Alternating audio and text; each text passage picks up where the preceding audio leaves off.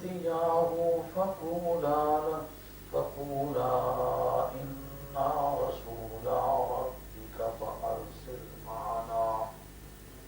فأرسل معنا بني إسرائيل ولا تعذبهم قد جئناك بآية من ربك والسلام على من اتبع الهدى إنا قد أوحي إلينا أن العذاب على من كذب وتولى قال فمن ربكما يا موسى قال ربنا الذي أعطى كل شيء خلقه ثم هدى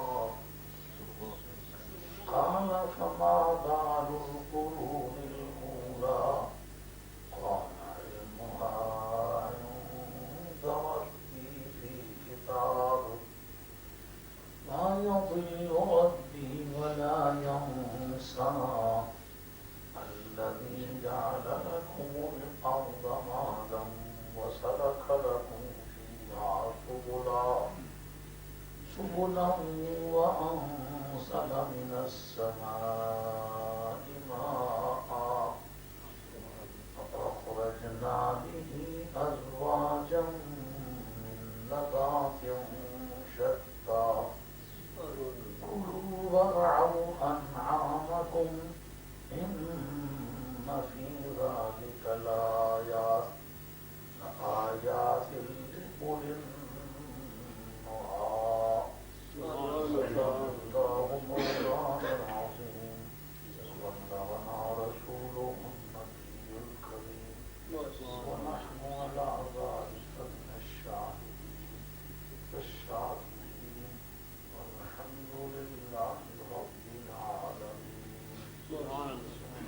حق جل وعلا شانه وعز اسمه وتم برهانه ارشاد فرماتے ہیں اذهب انت واخوك اے موسیٰ کلیم اللہ علیہ الصلوۃ والسلام، آپ اور آپ کے بھائی جناب ہارون علی نبینا وعلیہ الصلوۃ والسلام دونوں جاؤ بے آیاتی میری نشانیاں لے کر، ولا تن یا فی ذکری اور میری یاد میں غفلت مت برتنا، اذهبا الی فرعون انہ طغی، تم دونوں جاؤ فرعون کی طرف کیونکہ وہ حد سے زیادہ بڑھ نکلا ہے، فقولا لہ قولا، اس سے ایسی بات کرو لینا جو بڑی ملائم اور نرم ہو، لعلہ یتذکر او یخشی، اس امید پر کہ وہ شاید کہ وہ بندہ بن جائے، نصیحت حاصل کر لے یا اللہ سے ڈر لے۔ قالا، دونوں نے مل کے کہا، ربنا، اے ہمارے پالنے والے، انا نخاف ان یفرط علینا، ہم دونوں کو اس بات کا ڈر ہے کہ وہ ہم پر دست درازی کرے گا، ہمارے ساتھ کوئی زیادتی کرے گا، او ان یطغی، یا ہمارے ساتھ کوئی تعدی اور کوئی جارحیت کا سلوک کرے گا۔ قال، پروردگار نے فرمایا، لا تخافا، دونوں مت ڈرو، اننی معکما، میں تم دونوں کے ساتھ ہوں، اسمع، سنتا رہوں گا، سو ارا و دھیان کروں گا، فاتیاہو، دونوں اس کے پاس جاؤ، فقولا، اور جا کر اس سے بات کرو کہ انا رسولا ربک، ہم دونوں تیرے رب کے بھیجے ہوئے ہیں، فارسل معنا بنی اسرائیل، تو بنی اسرائیل کو ہمارے ساتھ بھیج دے، یعنی بنی اسرائیل کو آزاد کر دے، ولا تعذبهم، اور تو انہیں مت سزا دے، مت اذیت پہنچا اور مت عذاب پہنچا۔ قد جئناک بآیۃ من ربک، بلا شبہ ہم تیرے پالنے والے کی طرف سے نشانی لے کر کے آئے ہیں، والسلام علی من اتبع الہدی، سلامتی اس پر ہو جو ہدایت کی پیروی کرے. انا قد اوحی الینا، ہم دونوں جو ہیں ہماری طرف وحی کی گئی ہے کہ ان العذاب علی من کذب وتولی، یہ یقیناً سزا تو اسے ہونے والی ہے جس نے حقیقت کو، حقانیت کو جھٹلایا ہے اور راہ راست سے روگردان ہو گیا ہے، منہ پھیر لیا ہے. قال فمن ربکما یا موسیٰ، اس نے کہا اس جگہ کے جتنے خدا نے سب سے بڑا خدا تو میں ہوں، تم کس خدا کا حوالہ دے رہے ہو کہ ہم تمہارے خدا کی طرف سے آئے؟ میرا تو خدا کوئی یعنی میں خود خدا ہوں. معاذ اللہ سمجھ اللہ. اے موسیٰ تم دونوں کا رب کون ہے؟ قال ربنا الذی اعطى كل شيء خلقه ثم هدى، کہا ہمارا پالنے والا وہ اللہ ہے جس نے ہر شے کو جامع ہستی عطا فرمایا، اس کو خلقت ظاہری، اس کو ایک فزیکل باڈی عطا فرمائی ہے، ثم ہدا، اور منزل مقصود کی طرف اس کے نشاندہی کی ہے، اسے منزل کا راستہ دکھلا دیا ہے. قال فما بال القرون الاولی، جو پہلی سنگتیں گزری ان کا کیا حال تھا؟ فرعون محض مضمون کو بدلنے کے لیے، ان کی اٹینشن کو ڈائیورٹ کرنے کے لیے کہتا ہے بتاؤ پہلے لوگوں کی ہسٹری کیا، پہلے لوگ کیسے گزرے. خارج از موضوع ہے لیکن ہارنے والے کی عادت ہے جب کوئی بات نہ بنا آئے تو بے تکے سوال کرتا ہے. کہا پہلے لوگوں کی ہسٹری بتاؤ. اب پہلے لوگوں کی ہسٹری کے یہاں کوئی ریلیونس، کوئی رشتہ پہ تعلق نہیں ہوتا تھا، مگر محض بات کو الجھانے کی غرض سے کہتا ہے. قال علمها عند ربی فی کتاب، تو آپ نے فرمایا اس کا علم، یعنی قرون اولا جو پہلی سنگتیں، قرون قرن کی جمع ہے سنگتیں، تو پہلی سنگتیں گزری ہیں ان کا علم تو میرے پروردگار کے پاس لوح محفوظ پہ درج ہے. لا یضل ربی ولا ینسا، نہ ہی میرا پروردگار گمراہ ہوتا ہے اور نہ ہی کبھی بھولتا ہے. الذی جعل لکم الارض مہدا وسلک لکم فیہا سبلا، وہ خدا ہے جس نے کہ زمین کو تمہارے لیے ایک گہوارہ، ایک آرام گاہ بنایا ہے اور اس میں کئی راستے چلا دیے ہیں. وَأَنزَلَ مِنَ السَّمَاءِ مَاءً، آسمان سے پانی اتارا ہے. فَأَخْرَجْنَا بِهِ أَزْوَاجًا، یا پروردگار عالم اپنے آپ کو متکلم سے تعبیر کرتے ہیں، اس کو کہتے ہیں التفات. غائب سے بات کریے کہ اللہ ایسا کرتا ہے، اللہ ایسا کرتا ہے، آخر میں اگر میں ایسا کرتا ہوں، ہم ایسا کرتا ہے، اس کا نام التفات ہے. عربی ادب ہم نے اس پانی کے ذریعے سے جوڑے نکالے ہیں، من نبات شتہ، مختلف جڑی بوٹیوں کے، یعنی مختلف کئی قسم کی رنگا رنگ کی نباتات کے جوڑے بنا کے پیدا کیے ہیں. کلوا ورعوا انعامکم، کھاؤ خود اور اپنے چار پایوں کو چراؤ. ان فی ذلک لآیات لأولی النہی، بلا شبہ اس معاملے میں آسمانوں سے پانی نازل کرنے میں، زمین سے جوڑے جوڑے اور مختلف طرح کی جڑی بوٹیاں پیدا کرنے میں نشانی ہے کہ پانی ایک طرح کا ہے، زمین ایک طرح کی ہے، تو یہ جڑی بوٹیاں مختلف طرح کی کیوں ہیں؟ ایک سانچے سے کئی قسم کی چیزیں بنا کے نکلانا، یہ اس بات کی نشانی ہے کہ کوئی صانع ازل تو ایسا کاریگر ہے کہ ایک ہی سانچے سے کئی طرح کی چیزیں جن کی طبیعتیں مختلف، رنگ مختلف، پھول مختلف، تاثیریں مختلف وہ پیدا کر سکتا ہے. یہ اس خدا کی صنعت ہے، مخلوق کی صنعت میں قوت نہیں. اس میں نشانیاں ہیں مگر عقل مند لوگوں کے لیے آیات تھے. یہ بات کرتے تو درس ترجمہ آپ کی گوش گزار ہوا. اور اس سے پیشتر جو چیپٹر ہے غالباً خلیل صاحب کے پاس وہ محفوظ ہوگا. میں نے یہاں پر اس سے آگے یہ بات چلتی تھی. آپ بھی جائیں، آپ کے بھائی جناب ہارون بھی جائیں ان فرعون کے مقابلے میں، اور میری یاد میں غفلت مت برتنا. دیکھیں اگر ایک شخص کہتا ہے کہ آپ یہ چیز کھائیں اور یہ دوا ساتھ لے جائیں، تو مقصد یہ ہوگا کہ وہ پیٹ کی کوئی دوا ہوگی، اس خوراک کے کھانے سے کچھ اسٹامک میدا متاثر ہوتا ہوگا، تو اس وقت ہاضمے کی دوائی اس کانٹیکٹ سے، اس سیاق و سباق سے تعلق رکھتی ہے۔ اگر ایک آدمی جاتا ہے، اس کو 200 میل کے فاصلے پر بھیجا جاتا ہے کہ شام سے پہلے پہلے واپس آ جانا، اس وقت یہ کہنا کہ گاڑی لے جاؤ، اپنے والی نہ لے جاؤ، میرے والی لے جاؤ، ایک تو مائلیج کو اچھا دیتی ہے، اس کا جو سروس ہے وہ سیٹسفیکٹری ہے، تازی اس کی سروس کرائی ہوئی ہے وغیرہ وغیرہ۔ یہ قرینہ اس بات کا سفر لمبا ہے، اس کے لیے کس طرح کا سامان چاہیے۔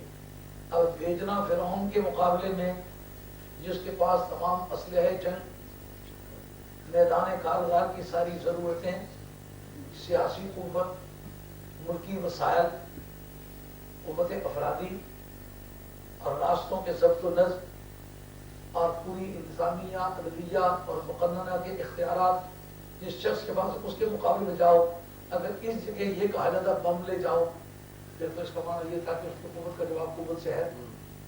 اگر یہ ہوتا کہ فلاں بڑی طاقت کے پاس چلے جاؤ، اسے پیکٹ کر لو، پھر اس کے مقابلے میں جاؤ، پھر تو بات سمجھ آتی کہ ایک قوت کے مقابلے میں بھیجنے کے لیے پروردگار عالمی جو مناسبات تھے، جو وقت اور مقام سے تعلق رکھنے والی ضرورت تھی، اس کی نشاندہی فرمائی ہے۔ جاؤ فرعون کے مقابلے میں ذکر میں سستی مت کرنا، اس کا مظاہرہ تلاش کرنا پڑے گا کہ کیا تعلق بنتا ہے۔ جانا قوت کے مقابلے میں ہے، جانا کہ وہ سیران کے مقابلے میں ہے، جانا عبید و خدم کے مقابلے میں ہے، جانا اس کے پاس ہے جس کے پاس سیاسی قوت موجود ہے، معاشی قوت موجود ہے، ملکی اختیارات موجود ہیں، اور ملک کا ایسا وہ آٹوکریٹ ہے کہ جس کی اپنی مرضی قانون ہے۔ ایسے مدہوش حاکم کے سامنے جانا، اس کے مقابلے کے لیے کہنا کہ ذکر میں سستی مت کرنا، اس سے ماننا پڑے گا کہ ذکر کسی قوت کا نام۔ تقریر اور چیز ہے، درس قرآن اور چیز ہے۔ تقریر آدمی کی سمجھ میں، سوچ میں جو کچھ ہے، جو معلومات ہیں وہ اگلتا چلا جائے، اس کا نام ہے تقریر۔ لیکن جو کچھ قرآن مجید میں ہے اس کی دو رسیوں کے اندر اندر چلے، اور جو ان کے مضامین ہیں ان سے نکال کے قوم کے سامنے رکھے، یہ درس ہے۔ اس لیے اب یہ بات سمجھنے والی ہے، موسیٰ کلیم اللہ علیہ السلام کون ہیں؟ یہ یعقوب علیہ السلام کی اولاد میں سے ہیں، جو پیلسٹائن میں، فلسطین میں واقع ہے۔ ادھر کس طرح آئے؟ جس وقت یوسف علیہ نبینا و علیہ السلام کے بھائیوں نے آپ کو کنویں میں گرایا تھا، آپ اس بازار میں آ کے بکے تھے، عزیز مصر کو خرید کے لے کے گیا تھا، اپنے شاہی محلات میں رکھا تھا۔ جیسا کہ میرے پاکستان جانے سے پہلے کے کچھ درس ہیں سورہ یوسف کے، اگر وہ آپ لوگوں کے پاس ہیں اور آپ نے کبھی سنے ہوں گے تو میں سمجھتا ہوں بڑے جاندار تھے، اور میں نے کافی محنت کی۔ اس میں ہے کہ جو بندہ کنویں میں گرنے کے بعد، بازار میں بکنے کے بعد ساری سہولتیں اسے میسر آئیں، اسے عیش و نشاط کا سامان ملا، لیکن اس نے کہا کنویں سے میں گرنے سے پہلے جو میرا عقیدہ اور میرا عمل تھا، جو میرا موقف تھا، جو باپ کی بغل میں بیٹھ کے میں نے عزم کیے تھے، ان کا آج بھی پابند، اور تنہائی کی کوٹری میں اپنے باپ کے عہد و پیمان سے دغا نہیں کی، اسی آدمی کو جیل بھیج دیا گیا۔ جو قصوروار تھی وہ چاہت پا، جو تفصیل اندوز ہو رہی تھی، جو بے گناہ تھا وہ جیل خانے میں تھا۔ تو جیل میں جاتے وقت لوگوں کا یہی خیال تھا کہ جو جیل میں گیا اسے کیا واپس ہوتا ہے، لیکن جو سچے ہوتے ہیں وہ جیلوں کے اندر بھی سچے ہوتے ہیں، جیلوں کے باہر بھی سچے ہوتے ہیں۔ ایک مدت کے بعد وہاں سے نکلے، تخت پر آگے ان کی خاندان کو آپ نے کوئی 84 برس کے ہیر پھیر میں امپورٹ کیا۔ جن لوگوں نے ان کو کنویں میں ڈالا تھا وہ سوتیلے بھائی تھے، اور آپ نے ان کے ساتھ یہ قربت فرمائی کہ ان کو اپنے ملک سے نکال کے معاشی غربت سے نجات دلا کے یا ان کو اس علاقے میں اپنی بادشاہانہ زندگی میں شریک کیا، اور جو ان کو اللہ نے سہولتیں عطا فرمائی تھی اپنے بہن بھائیوں کو، خاندان کو اس میں شریک ہونے کا موقع فراہم۔ یہ انبیاء انبیاء علیہ السلام کا مزاج ہے. لیکن آپ کا جب وصال ہوا تو آپ نے فرمایا کہ میری لاش کو مصر میں دفنانا نہیں، یہ ہمارا اصلی وطن نہیں ہے، ہمارا وطن پاکستان ہے، کنان ہے، جہاں میرے باپ دادے کے مزارات ہیں. میں جی کے بھی ان کا ہوں، مر کے بھی ان کا ہوں. میں کسی مجبوری سے ملک سے بھاگ رہا ہوں، لیکن مر کے اپنے باپ داداؤں کے مزاروں کے قریب ہی دفن ہونا چاہتا ہوں. یہ میرا جو تابوت ہے دفن نہیں کرنا، مرمر کے میں ڈال کے اس کو دریائے نیل میں پھینک دینا ہے. تمہیں یہ ملک چھوڑنا پڑے گا. اس سے آپ ایک فیصلہ کر دیں. بیگانہ وطن بیگانہ ہے.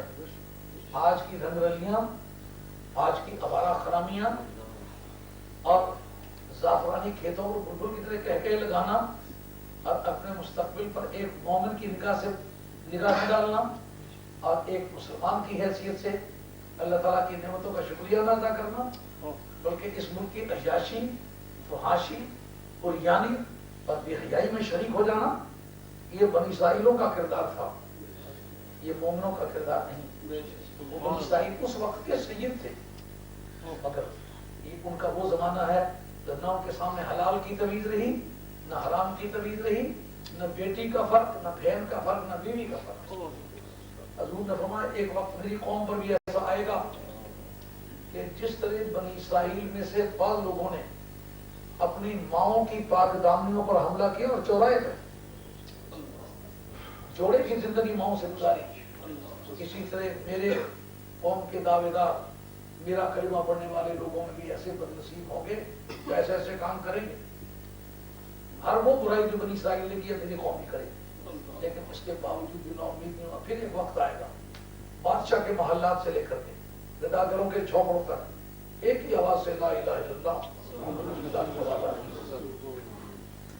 اس سے آپ ضرور سبق حاصل کریں.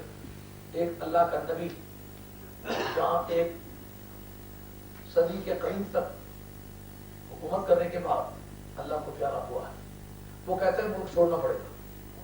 بن کے گئے تھے سید، نکلے تھے وہاں سے غلام بن کے. وجہ اللہ کی نعمتوں کا غلط استعمال کیا. نعمت دی ہوئی وہ اللہ کی، اس کا استعمال کیا جائے اللہ کی مرضی کے خلاف.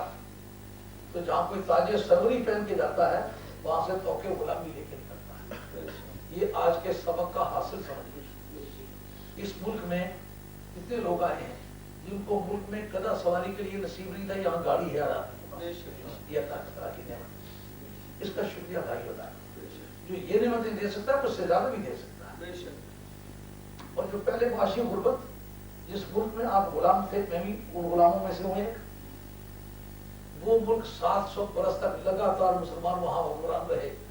تھوڑا تھوڑا گیپ جو بیچ میں اس کو بتائیں تو 1200-1300 برس مسلمانوں کی لگاتار حکومت بنتی ہے. جس وقت مغلوں نے خدا کی نعمتوں کا غلط استعمال کیا تھا، جس جگہ وہ حکمران بن کر زندگی گزار رہے تھے وہاں تو کہ غلامی پہن کے ان زندگی میں سے گزاری. جگہ بدلنے کی ضرورت ہے کہ خدا جس جگہ چاہے سزا دے دے.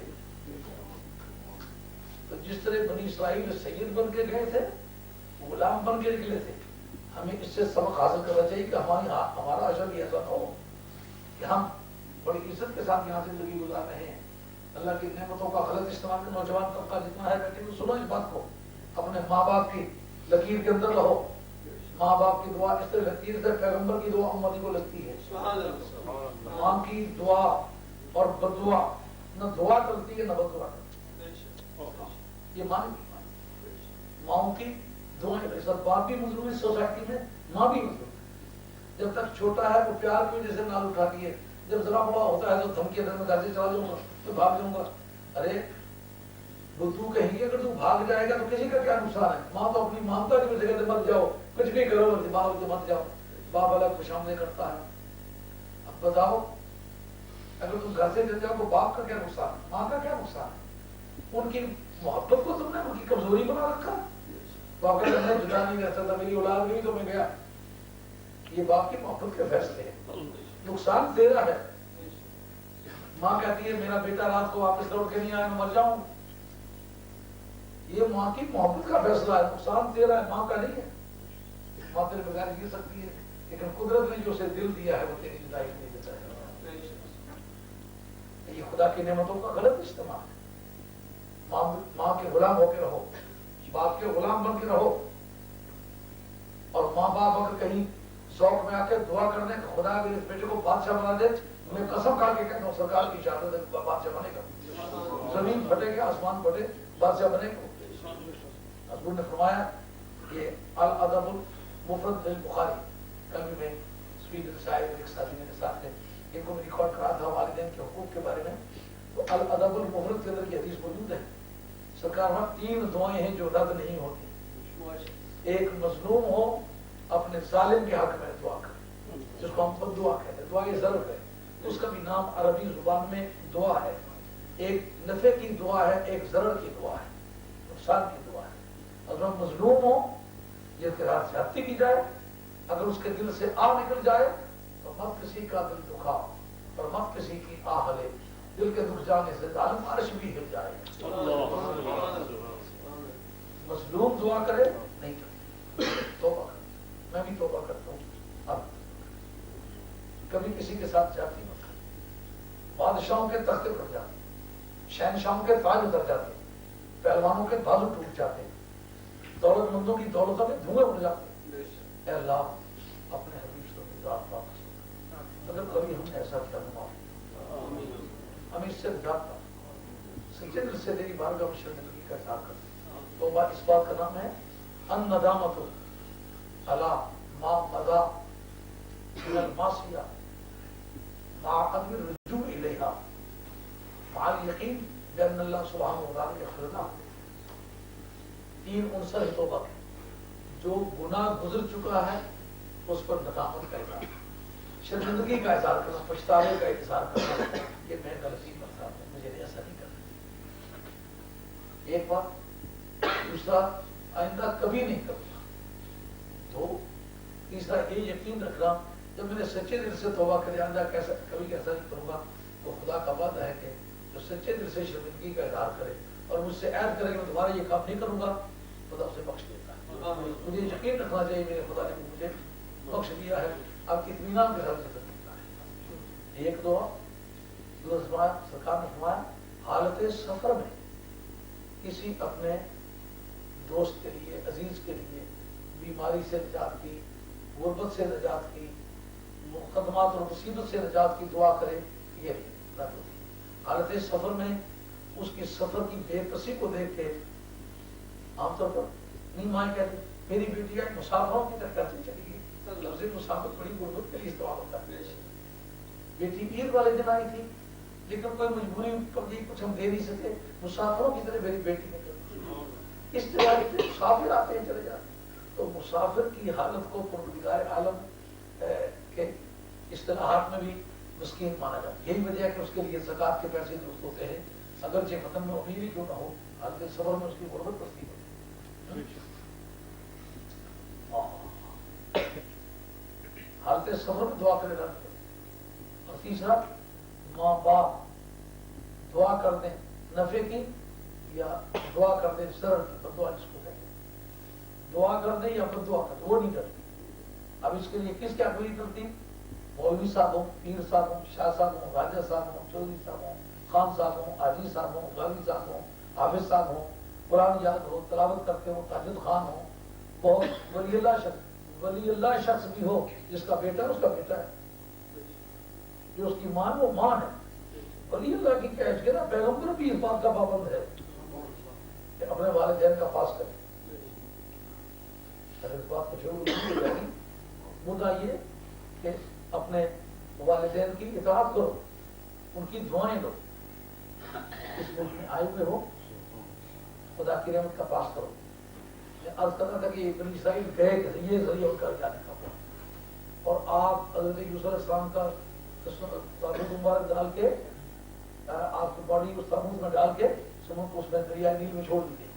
جو حضرت موسیٰ علیہ السلام ہجرت فرمانے لگے تو آپ نے کہا کہ جناب یوسف نے پیشین گوئی فرمائی تھی یہ وطن چھوڑ کے جاؤ. سمجھ آئے گی بات؟ وطن وطن ہوتا ہے. اس ملک کو جو سمجھ بیٹھے ہمارا وطن ہے, نہیں وطن نہیں ہے, دیر سے نکلے صبح سے نکلے واپس جانا پڑے گا. اس لیے جو 4 پیسے کماتے ہو ضائع مت کرو. ملک کے اندر ایسے وسائل پیدا کرو کہ واپس جا کے کھانا کھا سکو. جو اولاد کو عادتیں ڈالی ہیں، خاندانوں کو مزاج دیا ہے، ایسا نہ ہو کہ واپس جا کر کے پھر کوئی نہ زمین برداشت کرے نہ آسمان برداشت کرے. ایسا کو ضائع مت کرو، ٹھکانا بدل چھوڑنا پڑتا ہے. تو کئی 100 برس کے بعد حضرت موسیٰ کلیم اللہ علیہ السلام واپس جانے لگے، اس سے جان چھڑائی تو کہا وہ صندوق بھی ساتھ لے گئے. تو آپ کا صندوق پر وہاں سے نکالا، صدیوں تک پانی میں رہا نا، باڈی خراب نہیں ہوئی. آپ کی وہ باڈی، آپ کو سلیمان کا صندوق اٹھا کے ساتھ لے جایا گیا اور واپس جیسو کے مدتوں کے بعد 40 برس تو جا کے وہاں بھی پابند رہے، 40 برس وہ بھی گزرے، لیکن پیغمبر کی باڈی ہے جس طرح تھی اسی طرح ہے. اور واپس جا کر کے پیلسٹائن اس کو آبا و اجداد جو انبیاء علیہ السلام کے مزارات سے بات آ رہی ہے ان کے پاس جانے پہنچے. یہ ان کی بیک گراؤنڈ ہے مصر میں آنے کی. اب اس جگہ جب وہ بادشاہ بن کر کے آئے تھے، اب وہ غلام کیسے بنا لیے گئے؟ جن ملکوں میں اللہ کی دی ہوئی نعمتوں کا غلط استعمال کیا، سید بن کے آئے تھے، اب غلام بنا لیے گئے. پہلے کسی کو لینا دینا ان کے اپنے اختیار میں تھا، اب جناب سارا دن ہل چلانا، شام کے وقت روٹی سے زیادہ کچھ نہیں مانگ سکتے. ایگریکلچر کنٹری ہے، پوری دنیا میں سب سے زیادہ اچھی کپاس وہاں ہوتی ہے. جناب کپاس پیدا کرنی، لیکن وہ کپڑا ہی ملنا جو سب سے زیادہ گھٹیا ہو، اور اتنا ہی ہے کہ اتار کے دھو کے دوبارہ پہن لیں. تبدیل کرنے کے لیے کپڑے، رہنے کا مکان نہیں. جس ملک میں شاہی خاندان کے لوگ تھے اس ملک میں جناب کمانا ملک کے لیے اور لینا ضرور تھے. یہ اب اس خاندان کی سبوں میں پھر ایک فرد خدا پیدا ہوا جن کا نام موسیٰ کلیم اللہ. یہ لمبی اسٹوری ہے جو صاحب کا دوستوں نے یہ بات ساتھیوں لوٹر والوں نے اس کو ریکارڈ کیا ہوا ہے، ضرور پڑھ لو ساری لے لیں اور دوبارہ اگر کرو لوگوں کو تکرار ہو جائے گا خام خواہ. تو آخر وہ وقت آیا کہ موسیٰ علیہ السلام حضرت شعیب علیہ السلام کے گھر کئی سال رہنے کے بعد اب واپس وطن آئے ہیں. ادھر حضرت ہارون علیہ السلام کو اطلاع اللہ تعالیٰ کی طرف سے کر دی ہے کہ موسیٰ آ رہا ہے تو راستے میں جاؤ. دونوں بھائی اکٹھے ہوئے. اس ملک سے جاتے وقت ایک قتل آپ نے کر دیا تھا، کیرتی اور سیتی دونوں لڑ رہے تھے. تو جو اختیار میں پارٹی ہوتی ہے کہ خدا کو خدا کہے تو قابل دید ہوتی ہے. یہ تو دماغ کام کرنا بس کر جاتا ہے. اختیارات پورے ملک کے جن کے پاس ہوں تو دماغ نہیں کام کرتا. وہ مار رہا موسیٰ علیہ السلام کے ایک خاندان کے آدمی کو، اس سے شور مچایا کہ موسیٰ یہ دیکھو نہیں مار رہا. اب موسیٰ علیہ السلام کے بارے میں جو صاحب مدارک تنزیل نے لکھا، سید نعیم الدین مراد آبادی رحمۃ اللہ نے لکھا، کہتے اس وقت آپ بہت کم عمر کے تھے. بعض روایات کے مطابق 12 برس کے تھے، بعض روایات کے مطابق جوانی کے قریب کے زمانے میں تھے. لیکن ایک ہی گھونسے سے مر گیا. اس وقت موسیٰ علیہ السلام کو وطن چھوڑنا پڑا. وطن چھوڑنے کا یہ سبب تھا. شعیب علیہ السلام کو جا کے پناہ لینے کا یہ سبب تھا. جن بندگان خدا کو اللہ تعالیٰ نے انقلابات کے لیے پیدا کیا ہوتا ہے ان کو مشکلات سے پروردگار گزارتا ہے. جس کا مقصد یہ ہوتا ہے کہ محنت مشقت کریں، مقابلوں میں الجھیں، طاقتوں سے نپٹیں، وقت کے فرعونوں سے ان کے پنجے لڑیں تاکہ ان کے بازوؤں میں چھان آئے. ان کو پتا ہو کہ کس طریقے سے مقابلے ہوا کرتے ہیں اور کس طرح مقابلے میں نپٹا کرتے ہیں. اب وہ وقت آیا کہ موسیٰ علیہ السلام کی رب سے ملاقات ہوئی. ان کا میرے بھائی کو میرا وزیر بنا دے. رب کریم نے کہا وزیر بنا دیا. اب جناب اس ایک طاقتور کے مقابلے میں جانا ہے، کریں کیا؟ کہا دونوں جاؤ ولا تنیا فی ذکری، میری یاد میں غفلت نہ کرو. اب اس پلیٹ فارم پر پہنچنے کے بعد آپ سمجھیں کہ بھیجنا طاقت والے کے بعد کہ جاؤ جا کے امریکہ سے لڑو مگر آیت کریمہ شریف نہیں بھولنی. آدمی سمجھے گا امریکہ کے ساتھ لڑتے وقت آیت کریمہ کس درد کی دوا ہے. اب اس وقت کا یہ فرعون ہے، بندہ ہو کر خدا کہلاتا ہے. اب اس سے نمٹنے کے لیے یہ کہنا کہ ذکر الہی کو مت بھولنا، اس کا مطلب یہ ہے کہ ذکر الہی ایک ایسی طاقت ہے جس کے مقابلے میں کوئی دوسری طاقت کامیاب نہیں ہو سکتی. جیسا کہ لکھا ہے حضرت امام فخر الدین قادری رحمۃ اللہ تفسیر کبیر شریف میں بسم اللہ شریف کی بحث میں 500 مسئلہ لکھا ہے اور 500 مسئلہ صرف بسم اللہ شریف پر لکھنے کے بعد کہتے ہیں اختصر تو یہ خوف طول الکلام. مجھے کلام کے لمبا ہونے کا ڈر ہو گیا، اس لیے بات کو چھوٹا کیا کیونکہ ہم بسم اللہ شریف پر بہت پستے ہیں. 1000 صفحے کے ہیر پھیر میں پہلا جلد ہے جو نصف سے زیادہ تقریباً بسم اللہ شریف پر اندازہ کر لیں اس شخص کے، اس کو وہ لکھتے ہیں ایک بڑے خدا جنگل میں ہے، تو دیکھا ذکر الہی میں لگے ہوئے ہیں، تو بھیڑیں اور بھیڑیے آپ سمجھ سو رہے ہیں، بھیڑیے بھیڑوں سے نہیں چھوٹے، شیر ہیں، چیتے ہیں، اور حد نظر تک اس درویش کا ریوٹ پھیلا ہوا، کئی کئی میلوں تک بکریاں بھیڑیں چل رہی، اور ان کو کوئی پرا نہیں، کوئی شیر آیا ہے کہ گیا، کوئی گیدڑ آیا ہے کہ گیا، کوئی بھیڑیا آیا ہے کہ گیا۔ اس وقت وہ راہی اس درویش کے کندھے پہ ہاتھ رکھ کے پوچھتا ہے، ابے یہ بتاؤ کہ یہ بھیڑیوں نے کب سے صلح کر لی ہے؟ کہا جب سے میں نے رب سے صلح کر لی ہے اس وقت سے لے کر کے انہوں نے بھی رب سے صلح کر لی، یعنی ذکر الہی کی دھن میں جب میں مست ہوا تو ان کائنات کے افراد کو پروردگار نے میرا مسخر کر دیا۔ اب نبی اس طاقت کا استعمال وقتاً فوقتاً کرتا ہے، لگاتار نہیں کرتا، نہیں تو بعد میں قومیں کہتی ہم کس طرح لڑے، نبی کے پاس اس طرح غیر معمولی طاقت تھی، اس طاقت کو استعمال کر کے وہ دین کو پھیلاتا، ہمارے پاس وہ طاقت نہیں، اس لیے نبی اس گیر کو آف کر دیتا ہے۔ معراج کی رات ہے، جس شہر میں چاند توڑ کے دکھلایا ہوا ہے اس شہر میں یوں اشارہ کریں کہ کعبہ شریف کو چھوڑ کے باقی سارا مکہ کی ہو جائے، تو جس کے لیے چاند توڑنا آج کے حالات میں تو پتہ ہے چاند کیا چیز ہے، اس وقت کے اعتبار سے ممکن ہے کسی کو نہ پتہ ہو کہ چاند کیا ہے، لیکن آج تو لوگ سمجھتے ہیں چاند ایک پوری دنیا کا نام ہے، ایک بڑی ایکسپینسو زمین ہے، تو اس کے مقابلے میں مکے کی کتنی کیپیسٹی بنتی ہے، لیکن جس نے چاند کو ارادے سے توڑا تھا وہ اس اپنے ارادے کو آج غار والی رات میں نہیں استعمال کر رہا۔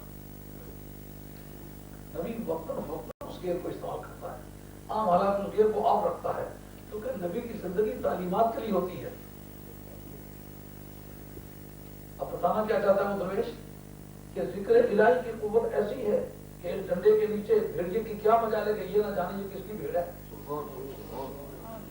شیر کی کیا طاقت ہے کہ بکری سے چھیڑنا چاہے، اس کو یہ نہ پتا یہ اللہ تعالیٰ کا ذکر کرنے والے کی یہ بکری ہے، یہ اتنی بڑی طاقت ہے، رب سے بھی تعلق پیدا ہو گیا۔ آپ دیکھیں اسرائیل کتنی ساری حکومت ہے، نقشے پر تلاش کریں اچھی اینک لگا کر کے تو وہ نظر نہیں آتا، پتہ نہیں چلتا، اتنی جگہ نہیں ہے کہ اپنا کیپٹل کا نام اپنے ایریے میں لکھا ہوا ہو، اپنے کیپٹل کا نام ایریے سے باہر لکھا ہوا، جن کا نقشے پہ اتنا ایریا نہیں بنتا کہ ان کا نام نہیں لکھا جا سکے، اگلی پچھلی حکومتوں کو کیوں درکارتا دیتا ہے؟ امریکہ سے اس کا تعلق ہے، ایک بڑی طاقت سے تعلق ہے، تو جہاں وہاں ساری مسلمان حکومتوں کے درمیان بیٹھتے ہوئے دھنیرا شام پھونکارتا ہے، اس طرح اگلے پیچھے مسلمانوں پر ٹیریفیکیشن کر رہا، ڈرا رہا، کیوں؟ ایک بڑی طاقت سے اس کا پیکٹ ہے۔ تو اگر امریکہ سے پیکٹ ہو جائے تو دشمنوں کے جگر میں بیٹھ کر ان کو للکار سکتا ہے، تو زمین و آسمان کے حاکم اور مولا کے ساتھ اس کا تعلق بن جائے تو پھر وہ کسی کو کیا جانے؟ حضرت ابراہیم ادم بلخی رحمۃ اللہ علیہ، آپ شہنشاہ بخارا تھے، کبھی آپ نے حکومت چھوڑ دی تھی، دریا کے کنارے بیٹھے وہ اللہ اللہ کر رہے، تو کوئی پرانے وقت کا ساتھی آ نکلا، انہوں نے کہا اے ابراہیم ادم بلخی بتا اس زندگی سے تجھے کیا ملا ہے؟ تو بادشاہ وقت تھا، بادشاہ چھوڑ کے یہاں گدڑی سی رہا ہے، دریا کے کنارے بیٹھا ہوا ہے، کیا اس زندگی کا فائدہ ہے؟ انہوں نے کہا تم نے مووی ٹاٹری دیکھی نہیں تھی؟ آج سے بتاتا ہوں یہ بہتر کہ آپ نے کہا اس وقت بھی تو وزیر ہے، جس طرح میرے زمانے میں وزیر تھا اب بھی وزیر جی ہے، اچھا اب میں ایسا کرتا ہوں کہ یہ سوئی پھینکتا ہوں، شاہ صاحب آگے پیچھے، شاہ صاحب آگے پیچھے، آگے پیچھے، سبحان بیک پوسٹ کے خطیب ہیں سید انور حسین شاہ صاحب بشری سارات میں سے بڑی شادی رحمۃ اللہ کا خاندان ہے۔ ہاں تو حضرت ابراہیم ادم بلخی رحمۃ اللہ علیہ آپ سے کہتے ہیں تو ان دنوں بھی اسی طرح وزیر ہے جس طرح ان دنوں تھا؟ ہاں، اس کا میں سوئی پھینکتا ہوں دریا، یہ دو دریا آتے ہیں رشیا سے، جو ایران سے آگے گزرتے ہیں. ایک کا نام دریائے چیہوں اور ایک کا نام ہے دریائے سیہوں. یہ دو بڑے مشہور دریا ہیں جو پورے ایران کو سیراب کرتے ہیں. یہ دو دریا ہیں. آپ دریائے جیہوں کے کنارے بیٹھے ہوئے تھے, آپ نے سوئی پھینک دی دریا میں. انہوں نے کہا اپنی پوری وزارت کی طاقت کا استعمال کر کے وہ سوئی پہ نکال جسے گگلی سی رہے تھے نا, وہ سوئی پھینک. جب سوئی پھینکی تو افواہیں نکال. میری بادشاہت تو میری وزارت تو اس کام کی نہیں ہے, یہ تو نہیں نکال سکتی. آپ میں بتاؤں کہ وہ زندگی بہتر تھی یا یہ بہتر ہے. اور رام مچھلیوں سوئی واپس کرو. تو رومی کام سب ہرام بہرو محمد ماہی اللہ ہی سوزنے سر برد ہاں ہر ماہی. لاکھوں کی تعداد میں مچھلیاں دریا سے سر نکال کے باہر, اور بڑے بڑے سائز کے پتہ نہیں کہاں سے چلی. سونے کی سوئیاں, لوہے کی سوئیاں, پیتل کی سوئیاں, طرح طرح کے سکوں کی سوئیاں نکال کے سامنے آ گئی. ان کا اس میں دیکھ رہے کو میرے والی کون سی. اب بتا یہ حکومت جو پہلے تھی, اب جناب اتنی مچھلیوں کو کہتے ہی لاکھ لاکھ میل کی دوری سے دمے بھر میں حاصل کر لینا, پھر طاقت کون سی بھی. امریکہ ایسے کر سکتا ہے, رشیا ایسے کر سکتا ہے, جتنی ایٹامک پاورز ہیں جن کے پاس ایٹمی طاقت ہے ایسا کر سکتے ہیں. مگر ایک ذکر والا کر سکتا ہے نا. اس لیے حکم فراؤن کے مقابلے میں جان لے ہو ذکر میں غفلت نہ برتنا. اس لیے دوستوں ذکر الہی کیا ایک بڑا سستا اور بڑا قیمتی, بڑا آسان اور بڑا نتیجہ خیز ذکر بتاتا ہوں. اس ذکر کے چار نام ہیں. ایک اس کا نام ہے ذکر الرا, ایک صلاۃ دائمی, ایک ذکر جارو, ایک اس کا نام ہے پاس انفاس. پاس انفاس کیوں کہتے ہیں؟ انفاس جمع نفس کی, نفس کہتے ہیں سانس کو. تو پاس کے معنی چوکیدار, سانسوں پر پہلے لگا. جب سانس باہر گیا تو لا الہ, جب اندر آیا تو الا اللہ, لا الہ الا اللہ, لا الہ الا اللہ, لا الہ. اب گاڑی آپ چلا رہے, زبان بند ہے, سانس والا ہے, تو آپ ذکر خیال سے ذکر کریں, لا الہ الا اللہ, لا الہ الا اللہ, لا الہ. اب سانسوں پہ پہلے لگ گئے. سانسوں آتے جاتے وقت میرے یار کا ساز بجا کے گزرو. اگر میرے محبوب کا نام نہیں لوگے نہ آنے کی گنجائش ہے نہ جانے کی گنجائش. ذکر جارو کیوں کہتے ہیں؟ جارو کہتے ہیں جھاڑو کو. جھاڑو دے تو مکان صاف ہو جاتا ہے. روزانہ قلعے کرتے ہیں, برے برے خیالات آتے ہیں, بڑے بڑے وسوسے آتے ہیں, بڑا غم ڈاؤن. یہ ذکر کر کے دیکھو, نہ غم نہ وسوسہ کر کے دیکھو, ایسا ذوق اور مستی آئے گی. آپ کار میں بیٹھے گر جائے گا, نیچے اتر کے رقص کرو. یہ چند دن لگاتار کر کے دیکھیں کہ کیا کہتے ہیں, کوئی برا خیال نہیں آئے گا. ہر وقت ذکر الہی کی مستی, ذوق اور شوق. گر تو خواہی زیستن با آبرو, ذکر اوپر ذکر اوپر ذکر اوپر. اگر دنیا میں آبرو گندان زندگی گزارنا چاہتا ہے تو پھر اس کا ذکر کرتے گا. اب پاس الفاظ کے معنی سمجھ آ گئے. ذکر جارو, جھاڑو, جھاڑو دیں تو مکان صاف ہو جاتا ہے. یہ جب سر ذکر کرے تو اندر صاف ہو جاتا ہے. اور ذکر ارا, ارا کہتے آری کو, صاف کھینچتے, آتے وقت بھی جاتے وقت بھی, آتے وقت بھی کاٹتی ہے, جاتے وقت بھی کاٹتی ہے. جو دل پر گناہوں کی سیاہی جمی ہوئی ہوتی ہے, جب اس ذکر کی دھن آپ لگائیں تو آتے وقت کوئی صفائی کرے گی, جاتے وقت. جب دل صاف ہو جائے گا تو اس کے پالش کے کئی درجے ہیں. کل شیء ثقالۃ ثقالۃ القلب ذکر اللہ. ہر ایک چیز کی ایک پالش ہوتی ہے, لیکن دل کو پالش کرنا ہو تو ذکر الہی سے. آپ دیکھیں رب سے تعلق پیدا ہو جاتا ہے, پھر خوف نہیں آتا. حضرت کلام بڑا نڈر ہے جی. اگر برائی کے لیے نڈارو تو دل سیاہ ہو گیا ہوا ہے, اگر نیکی کے لیے نڈارو تو مطلب ذکر الہی کرنے سے رب سے تعلق پیدا ہو گیا.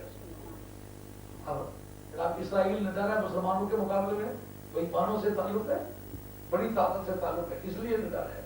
جب سچے سے خدا کے ساتھ جس کی سب سے بڑی حقیقی طاقت ہے اس سے جب تعلق پیدا ہو جائے تو پھر کسی کی حاجت بھی نہیں رہتی, کسی کا خوف بھی نہیں رہتا. اسی زمانے میں یہ مامون رشید جو تھا نا, اس کی ایک ہی بیٹی تھی. یہ چاہتا تھا کہ کوئی ایسی صورت بنے کہ حکومت بھی میرے گھر میں رہ جائے اور میری بیٹی کو ملے.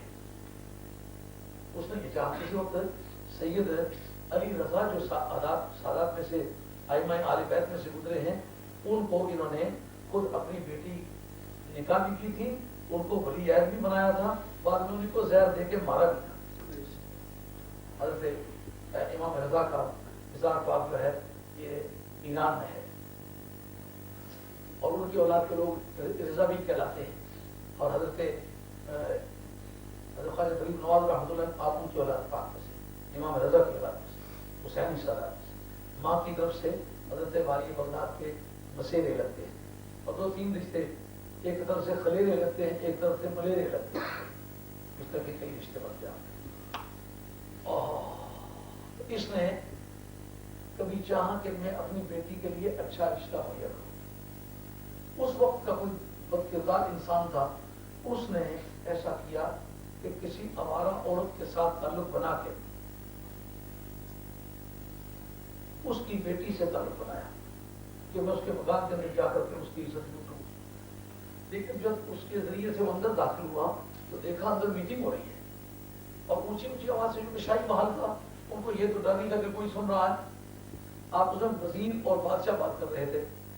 جب یہ پالیسی ان کی اس پر واضح ہوئی کہ یہ تو دراصل کسی کو بیاہ کے دینا چاہتا ہے اور کسی نیک ہی آدمی کو بیاہ کے دینا چاہتا ہے، تو کیوں نہ میں ہی نیک بن جاؤں، اندر سے نہ ہی نیک صحیح، اوپر سے نیکوں والا روح ڈھال لوں اور ذکر فکر کرنے لگ جائیں، اس کا تاثر دوں کہ بڑا نیک ہوں۔ تو اگر ضابطے کے مطابق بیوی بن کے مجھے مل جائے تو میرا مطلب بھی پورا ہو گیا، بادشاہی بھی ساتھ مل گئی، اور قانون ملک کے مطابق مجرم بھی نہ رہا۔ انہیں قدموں سے واپس لوٹ پایا، آ کر کے ایک جگہ کٹیا ڈال کے ذکر الہی شروع کر دیا۔ اتنا ذکر کیا کہ لوگ آگے پیچھے سے آ کے مجھ سے ملنے لگے، ذکر الہی مجھ سے سیکھنے لگے، جو کچھ انسان مجھے یاد کرنے لگا، اور اتنا شب و روز ذکر کیا کہ کوئی سال بھر کے بعد بادشاہ تک میری شوق پہنچی کہ وہ تو بڑا ذاکر فاکر آدمی ہے، اگر تو بیٹی دینا چاہتا ہے اس کو دے۔ انہیں کو بندے بھیجے، جا کے اس سے ملے، دیکھا کہ بڑا نیک آدمی ہے، اسے دیکھ کے رب یاد آتا ہے، یہ وہی بدماش آدمی۔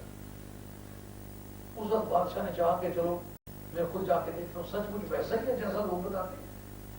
جب وہاں گیا دیکھا اس سے کہیں زیادہ اچھا آدمی سے پایا، اس کا دل پسیج گیا، اس نے چاہا کہ میں اپنی بیٹی کی پیشکش کروں، اے مرد خدا تیرے جیسے آدمی کی تلاش تھی، اب تم مل گئے ہو، میں مامون رشید ہوں، میں اپنی بیٹی کا نکاح تم سے کرانا چاہتا ہوں، اب تم بتاؤ۔ اس وقت اس کی آنکھوں میں آنسو آ گئے، تو نے کہا دراصل بات یہ ہے، جس دن تمہارے وزیر سے یہ بات ہو رہی تھی، میں تمہارے محلات میں اس برے ارادے سے داخل ہوا، لیکن جب تمہاری میٹنگ سنی تو اس وقت مجھے پتا چلا کہ ذکر الہی کے ذریعے سے میں اس چیز کو حاصل کر سکتا ہوں۔ میں نے جھوٹ موٹ کا کام شروع کیا ذکر الہی کے عنوان سے، میں ذاکر نہیں تھا اور نہ ہی ذکر میرا مقصد تھا، میں نے جھوٹا موٹا فقیر بن کے ذکر کرنا شروع کیا، میں نے جھوٹ کیا میرے مولا کے سچ کر۔ اب میں اس منزل سے آگے گزرایا جس منزل پر بادشاہوں کی بیٹیوں کی طلب ہوتی ہے۔ اب نہ میرے دل میں تیری گنجائش ہے، نہ تیری حکومت میرے دل میں اب کوئی قیمت رکھتی ہے۔ اب میں جدھر لگا ہوا ہوں نا، اب مجھے اس لیے اللہ تعالیٰ نے کہا اے موسیٰ دونوں جانے لگے ہو، فرعون کے مقابلے میں پاور کی ضرورت ہے، تو میں بتاؤں کہ سب سے زیادہ طاقت والی جو چیز ہے وہ میرا ذکر ہے۔ اس لیے دوستوں آج کی اس نشست میں آپ نے ذکر الہی کی دولت لے کے جانا ہے، اور آج سے عزم کرنا ہے اپنے ماں باپ کی کوئی نافرمانی کبھی کی، اس سے سچی توبہ کرنی۔ اگر وہ دنیا سے چلے گئے ہیں تو آپ کچھ پڑھ پڑھا کے ضرور کوئی سال کریں، اور جو کام زندگی میں پسند کرتے تھے وہ کریں۔ مثلا ماؤں کی عادت ہے اپنی بیٹیوں کو چوری بھی دیتی ہیں، زوری بھی، آپ اپنی بہنوں کے ساتھ برابر کریں، ماں کو لگا دیں۔ باپ جب دیکھتا ہے عید کا دن آیا ہے، میرے بیٹے مل کے نہیں بیٹھتے، کیا میری عید ہے؟ کسی کا منہ ادھر ہے، کسی کا ادھر ہے، اب میری کیا عید ہوگی؟ باپ کو بھی یہ کہ محنت کر کے بیٹے تم میری اولاد ہو یار، تم مل کے بیٹھو، میں تم سے مانگتا کچھ نہیں، عید والے دن اکٹھے کھانا کھاؤ۔ اب وہ باپ کو بھی یہ کہ محنت کرتا ہے کبھی دوسرے کی، لیکن جب باپ دنیا سے ہی چلا جاتا ہے پھر وہ عید والا دن یاد کرو مدد کرنے کے لیے کو آئے گا تمہارے پاس؟ کبھی نہیں آئے گا۔ اب باپ کی چاہت کیا تھی؟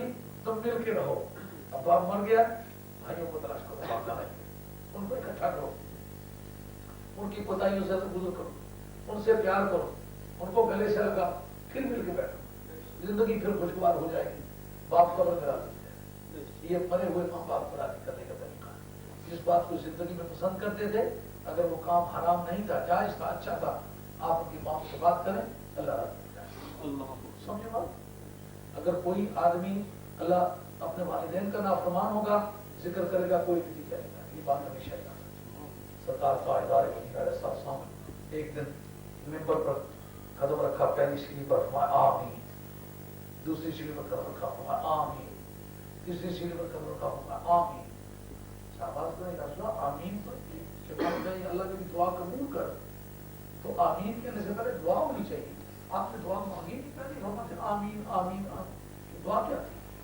آپ نے پہلی سیڑھی پر قدم رکھا تو حضرت جبریل امین آئے تو وہ کہنے لگے اللہ تعالیٰ کا یہ فیصلہ ہے کہ جو آدمی ماہ رمضان شریف کو پائے، اس کی عزت نہ کرے، اس کے آداب نہ بجا لائے، خدا تعالیٰ اس کو جہنم میں لے جائے گا، اور میں کہتا ہوں لے جائے، آمین، میں کہتا ہوں اللہ کی دعا کو قبول فرمائے۔ یہ میں نہیں کہوں گا، میں شفاعت نہیں کروں، میں آمین کہتا ہوں۔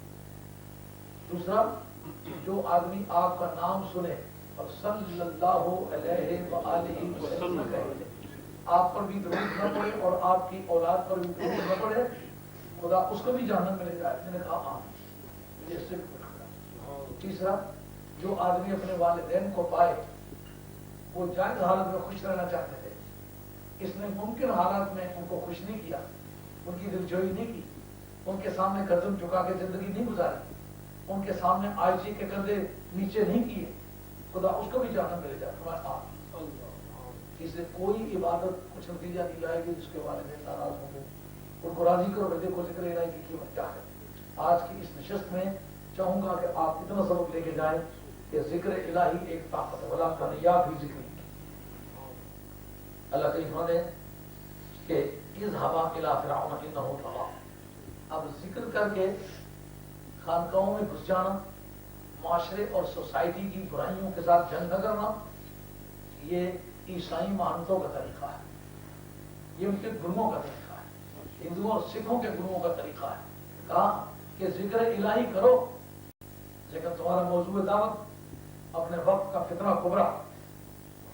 اس لیے ہمارے ہاں جو مجددین کی وجہ سے مجدد کی جو حدیث آتی ہے ابو داؤد شریف کے اندر ہے، حضرت ابو ہریرہ اس کے راوی ہے، حضور نے فرمایا کہ ان اللہ یبعث لہذه الامه على راس كل 100 سنه من يجدد لها دينها او كما قال عليه الصلاه والسلام، کہ اللہ کریم اس امت کے لیے، کیونکہ میرے بعد نبی اور کوئی نہیں آئے گا، اس لیے اس امت کے لیے ہر صدی کے خاتمے پر اللہ ایک ایسا بندہ پیدا کرے گا کہ جو اس دین کو اپنی اصلی بنیادوں پر دوبارہ دکھا کے کھڑا کرے، پرانے دین کی رگوں میں تازہ خون لائے گا۔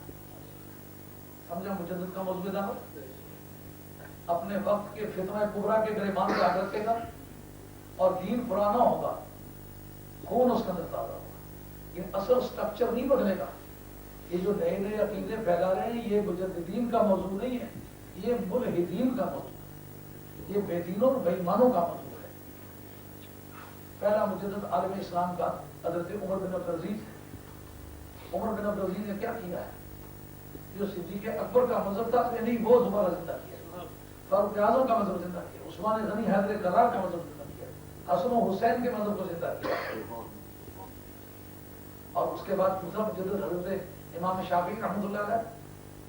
آپ کو پتہ ہے پہلے مجدد نے کیا کام کیا؟ جو باغ فدق ایک تنازع کا موضوع تھا، اس فتنے کو انہوں نے کس طرح رفع کیا؟ ان کو اپنی وراثت کے طور پر وہ باغ فدق ملا تھا، یہ ان کے پاس کس طرح کیا تھا؟ حضرت عثمان غنی رضی اللہ عنہ کے دور میں بنو امیہ نے آپ کے حالات پر اتنا دباؤ ڈالا کہ آپ کو کوئی کام اپنی مرضی سے کرنے نہیں دیا، وہ انہوں نے اپنے قبیلائی ذوق کو آپ پر غالب کرنے کی ناکام کوشش کی، نتیجے کے طور پر وہ باغ فدق جو نبی کی بیٹی کو نہیں دیا جا سکا تھا کہ یہ قومی ملکیت کی چیز ہے، وہ مروان جیسے خبیث انسان کو دیا گیا تھا۔ जो हजरत हाजिर करार को 5 नमाजों के अवध में लानत भेज के बाद में नमाज पढ़ा करता।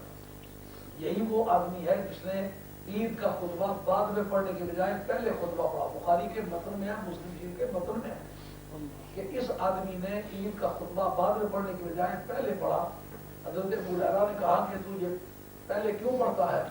उसने कहा पीछे लोग भाग जाते इसलिए पढ़ता। तो पहले और पीछे का फैसला करना ये नबी का काम है, तेरा काम तो नहीं था। उसकी वजह के लोग भागते क्यों थे? क्योंकि खुतबे में जनाबे हजरत करार को लानत भेज देना, हजरत हसन को लानत भेजते थे, इमाम हुसैन को लानत भेजते। जरा बेईमानों का मदद देखिए, अल्लाह मुसल्ली अला मोहम्मद वाला आले मोहम्मद कहें तो नमाज होती है, जिन पर दरूद पढ़ने से नमाज होती है उन पर ये लानत भेजते थे। उस मुसलमान भाग जाते कहे अगर और इनको मार नहीं सकते तो ये सुना भी नहीं चाहिए। हर दौर में ये पहला कारनामा हजरत उमर बिन अब्दुल अजीज का कहा कि अगर एक बाग की वजह से नबी पाक के औलाद का दिल दुखिया हो सकता है तो आप मेरी मिल्कियत में कोई भी वापस देना। उन्होंने देखे तो अहले बैत रसूल की खुशी आ सकी। ये पहले मुजद्दिद का कारनामा, ये बात समझ रहा है। मुजद्दिद कब बना? जब खानदान नबूवत की दिलजोई। और हजरत इमाम शाफी दूसरा मुजद्दिद है। इस आदमी ने क्या किया? आले बैत रसूल का धड़ा किया। वक्त की हुकूमत जो पूरी दुनिया की सबसे बड़ी मुमलकत थी उनकी मुखालफत की। इस आदमी को अपना वतन छोड़ के मिस्र में जाना पड़ा। जरा वतन ने कबूल कर ली लेकिन आले बैत की मोहब्बत को हाथ से न जाने दिया। दूसरे मुजद्दिद का ये तरीका। इसका मकसद ये है कि जो वक्त के मुजद्दिदीन हैं उनके अंदर नबी पाक अलैहि सलाम की आले बैत और आले मोहम्मद का एक खास ज़ौक़ होता है। और उन्हें कहा गया था कि तुम शिया हो, अगर इनकान रिफ्तन वो आले मोहम्मदी पर अगर मोहब्बत आले मोहम्मद की वजह से कोई शिया हो सकता है तो नबी करीम अलैहि सलाम जितनी मोहब्बत किसने की है आल से? सिद्दीक़ अकबर जितनी मोहब्बत किसने की है आले मोहम्मद से? फारूक आज़म जितनी मोहब्बत किसने की है आले मोहम्मद से? उस्मान गनी कितनी मोहब्बत किसने की है आले मोहम्मद से? अगर आले मोहम्मद के साथ मोहब्बत करने की वजह से कोई शिया होता हो तो ये तीनों खलीफे शिया हैं। हज़रत इस्लाम की ज़ात पर शिया है, उनका दोनों जहां गवार होते शाफी शिया है। तो जिन लोगों ने मुजद्दिद होने की ड्यूटी की है उन्होंने अपना मजहब नहीं जारी किया। जो पुराना जारी हुआ मजहब था उसको भी खाल के कौम के सामने रखा और जिक्र इलाही उनका एक खास इम्तियाजी रंग है। सिर्फ किताबी मौलाना ने कभी कोई ऐसा इनकलाबी काम नहीं किया। वो ज़ाकिरीन भी होते रहे, वो किताबुल्लाह सुन्नत रसूलुल्लाह के जानने वाले भी होते रहे। आखिर तुम्हें जाना है फिरौन को काफिर। अब पता है यहाँ से आके वो साधुओं का दीन, महंतों का दीन, गुरुओं का दीन, जैसे दौरे हाजिर में कुछ लोग नहीं देखते हो अरे हम तो बुजुर्ग लोग हैं वैसे झगड़ों में नहीं पड़ते, कुछ नजराना है का नजराना हमें दे दो। इसकी क्या वजह? नजराना तुम ले लो तो झगड़े और ले लें। इस जगह मूसा अलैहिस्सलाम हजूर नबी के तीसरे दर्जे पर सारी कायनात में अफसर, पहली अफसर शख्सियत हजूर की जात। हजूर ने बदर की जंग में हिस्सा नहीं लिया, उनकी जंग लड़ी कि नहीं लड़ी? अगर नबी पाक कोई इनकलाबी काम ना करते होते तो सरकार ने किस आदमी का बंदा मारा हुआ था कि सरकार को मारना चाहते हो? 20 कबीले हैं, 20 कबीलों की हुकूमत है, 20 नुमाइंदे हैं, 20 के 20 मुत्तफ़क़ा तौर पर सरकार को कत्ल करना चाहते हैं। अगर कोई इनकलाबी काम नहीं किया करता था तो फिर कत्ल क्यों करना चाहते थे? तौहीद तो ये है कि खुदा हश्र में कह दे ये बंदा दो आलिम से खफा मेरे पीछे के परवरदिगार का जिक्र तो मेरा करना है लेकिन गुरुओं वाला जिक्र नहीं करना, महंतों वाला जिक्र नहीं करना, ये रिवाइज का वाला जिक्र नहीं करना, रहमानों वाला जिक्र नहीं करना। जिक्र इलाही करना है और दुश्मन के जालिमों के ऐवान के सामने खड़े होकर नारे हक लगाना है।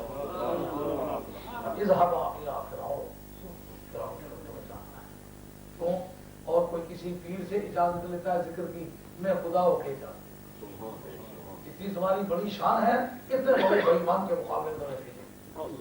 तो जिस आदमी को कुल कायनात में तीसरा दर्जा हासिल है उसको फिर ये कहना कि लड़ाई के लिए तुम जाओ, ये उसके पास तो वक्त का असल है, खत्म से लड़ाई लेके जाओ। कब उसके पास तो फौजें हैं, खत्म से लड़ाई लेके जाओ। कब उसके पास तो घोड़े हैं, खचरे हैं, ट्रांसपोर्ट है, खत्म से लड़ाई लेके जाओ। ये क्या करेगा वो? कब वो تو تلواریں لے کے ہمارے پیچھے آئیں گے، گھوڑے لے کے ہمارے پیچھے آئیں گے، سامان جنگ لے کے پیچھے آئیں گے، آرمی لے کے پیچھے آئیں گے. کہا تم ذکر الہی لے کے جاؤ. کہا یہ اس درد کا دعویٰ کس طرح ہے؟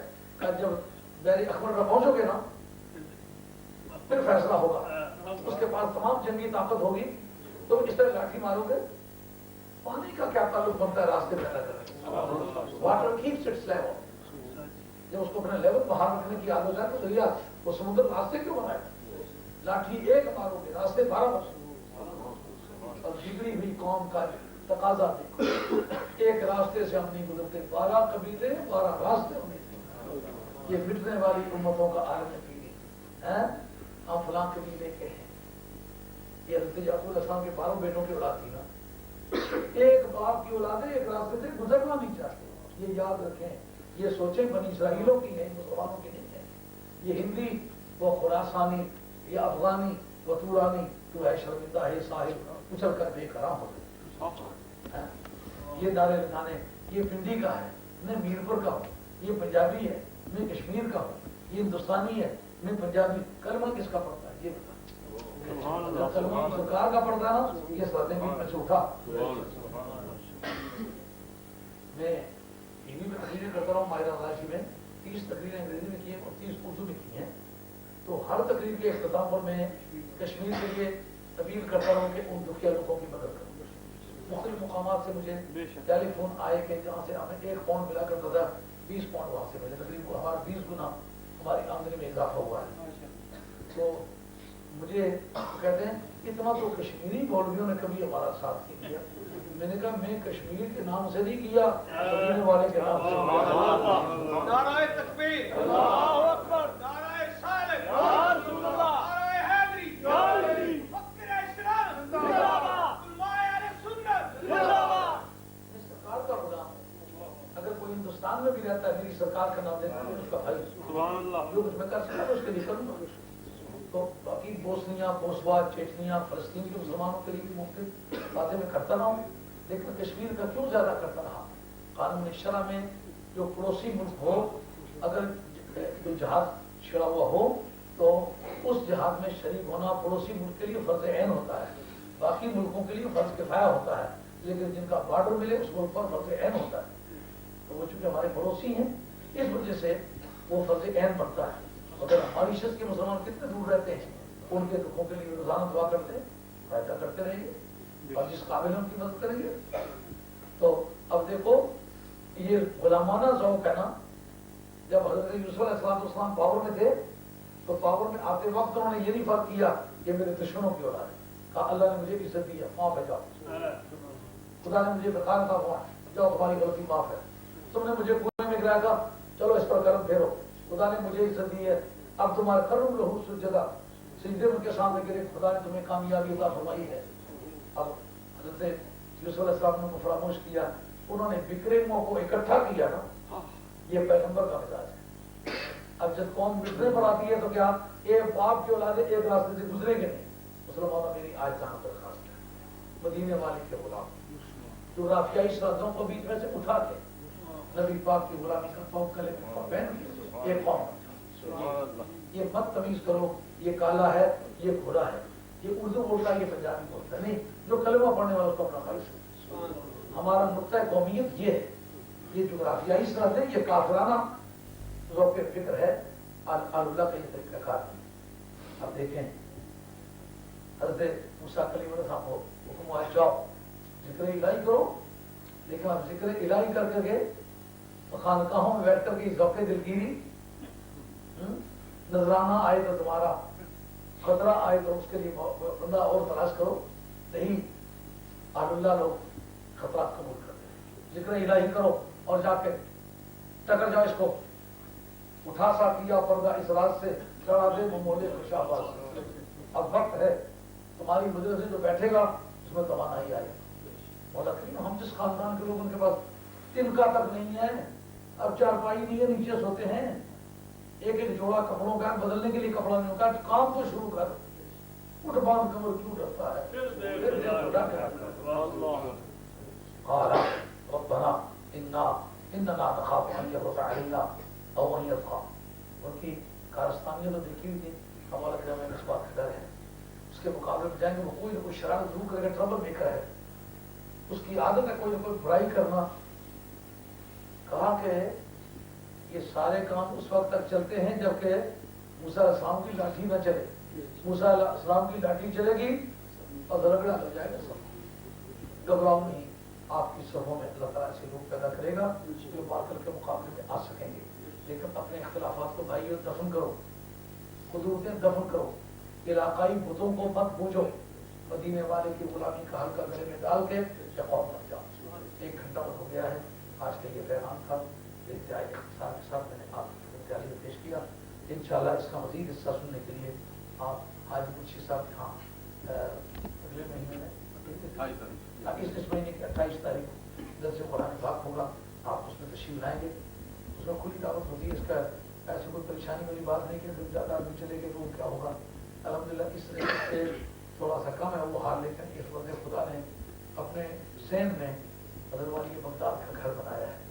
اس کا نام انہوں نے کاغذات میں غیر بھی رکھا ہے، مگر اصل میں سرکار بغداد رضی اللہ عنہ کے لیے وہ ایک جگہ بنایا ہے جہاں موسم کیسا بھی ہو، حالات کیسے بھی ہوں، عوام ہمارے حامی ہوں یا ہمارے مخالف ہوں، غوث پاک کا ایک روحانی بچہ ہے جس نے اپنے پیسے خرچ کے وہ جگہ بنائی ہے.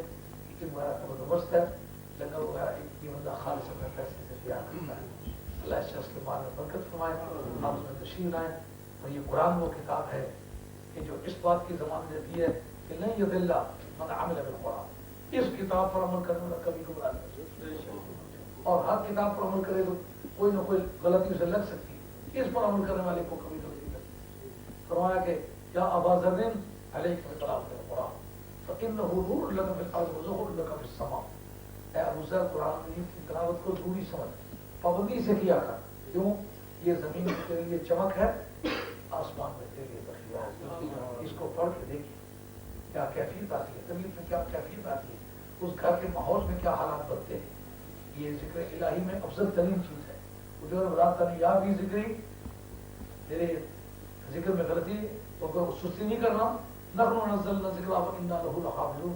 اگر کہا ہم نے ذکر خود نازل کیا، ہم اس کی خود بات کریں. قرآن مجید کے 52 نام قرآن مجید میں ہیں، ان میں ایک نام اس کا ذکر بھی ہے. اور سرکار نے ان افضل عبادات امتی تلاوت القرآن، میری امت کی عبادتوں میں سب سے اعلیٰ عبادت قرآن کی تلاوت ہے. گھروں میں تلاوت کرو اور اس کو سمجھنے کی کوشش کرو، کیونکہ علم بمانے دانستن ہے، علم بمانے خواندن نہیں. علم کے معنی پڑھنا نہیں ہے، علم کے معنی سمجھنا ہے. تو اس کا پڑھنا پڑھانا سننا سنانا ساری عبادت ہے. اس کا سمجھنا بھی اس قسم عبادت میں ضروریات دین میں سے ہے. اس پر عمل کرے اور اس کا عقیدہ رکھے، یہ کار نجات. باقی کار ثواب کار نجات ہے. اور امید کرتا ہوں کہ آپ اس میں جہاں جہاں درس قرآن پاک ہوتے ہیں وہاں حصہ لیں. اب میں چاہوں گا کہ انگریزی میں بھی قرآن کو ہم ہنڈا درس دیں تاکہ نوجوان کے لوگ جو آئے ہیں وہ بھی اس سے استفادہ کر سکیں.